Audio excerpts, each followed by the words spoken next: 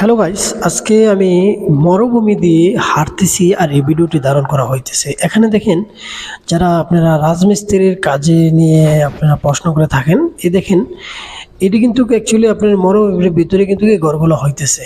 আর আপনারা সরাসরি দেখেন একটা ইট কত বড় যে গেঁথে লাগছে দেওয়ালের ভিতরে। এইরকম গড়ে কিন্তু হয়ে থাকে সৌদি আরবে, বিশেষ করে।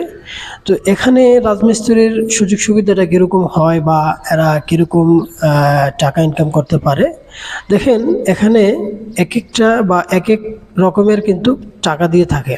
দেখেন কোম্পানিতে আপনার বেতন হতে পারে বিশেষ করে 12 থেকে 1300 বা 1400।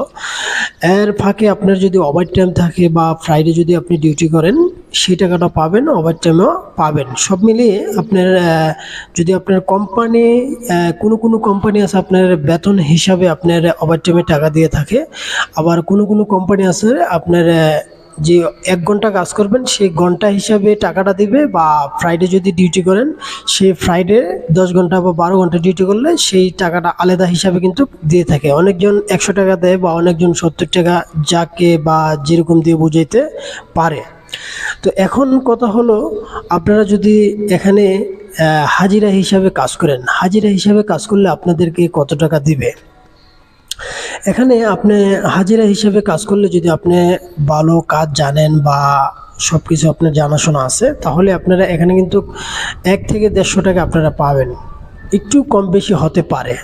তো এখানে কাজ পাওয়াটা কিন্তু মুশকিল। আবার যদি আপনি কোনো কন্ট্রাক্টরের সাথে যদি আপনার ভালো সম্পর্ক হয়ে যায় বা আপনার ভালো খাতির হয়ে যায়, তখন কিন্তু কন্ট্রাক্টরের যদি আপনি কাজ দেখাইতে পারেন, তাহলে কিন্তু কন্ট্রাক্টর আপনাকে সবসময় নিয়ে যাবে। বা এখানে পাকিস্তানিরা কিন্তু এরকমই করে। পাকিস্তানিরা দেখেন, এরা কোনো অন্য যে পাকিস্তানি এইসব কাজ জানে, এরা কিন্তু কোনো অন্য কাজে যায় না। তো এরা এই কাজে যদি কন্ট্রাক্টরের সাথে আপনার চলে যায়, তাহলে কি আপনার বছর জুড়ে কিন্তু এইসব কাজ করতে পারে। তো কন্ট্রাক্টররা তো একটা দুইটা বিল্ডিং এরা হাতে রাখে না, অনেকগুলো বিল্ডিংই কিন্তু এদের হাতে থাকে, বা এরা কাজই কিন্তু এদের এই কাজটা। তো আপনারা যদি ভালো পারফরমেন্স করতে পারেন বা দেখাইতে পারেন, তো আপনাদের বেতন আমি তো প্রথমেই বললাম 1 থেকে 150 টাকা, একটু কম বেশি হতে পারে। আর লেবার যারা আপনারা আছেন, একেবারে কাজ জানেন না, জোগালি, তো আপনাদের কীরকম দিয়ে থাকে আমাদের দেখা সত্ত্বে আমরা যা দেখি, জোগালির বেতন হয়ে থাকে 1 থেকে 120 টাকা বা 130 টাকা এরকম হয়ে থাকে। যদি কাজ ভালো করে কন্ট্রাক্টরকে দেখাইতে পারে, তাহলে এরা একটু ধরিয়ে দেয়।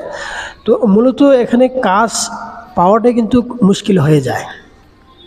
আমরা বাংলাদেশি লোকের এই সবগুলো কাজের থেকে কাজে নিতে চায় কম, বেশিরভাগ টানে আপনার পাকিস্তানি লোকের, আর হলো আপনার মিশরীয় লোকের এইসব কাজে আপনার টানে বেশি। কেন? এদের শরীরে শক্তি একটু বেশি, বা এরা কাজও কিন্তু এই দেশে এই কাজই করে বেশি আমাদের থেকে। তো যাই মিলিয়ে যারা আপনারা এই কোম্পানিতে আসতে চাইতেছেন, বা এইসব জোগালি বা এইসব রাজমিস্ত্রির কাজে অনেকেই আগ্রহ আসার জন্য, অবশ্যই আপনারা আসতে পারেন বা যাওয়ার জন্য চেষ্টা করতে পারেন। কেন? এইসব কাজে চাহিদা আছে, বা এইসব কাজের টাকা কিন্তু একদম ক্লিয়ার থাকে। কেন? কষ্টের যেহেতু কাজটা, এরা টাকাটা পেমেন্ট করে দিয়ে দেয়, বা এই টাকাটা এরা বেশি ঘুরায়ও না। আবার অনেক জায়গায় আবার সমস্যা হয়। দেখেন, সব মানুষ তো আর এক না। তো আপনারা এইসব যারা কমেন্ট করেন তাদের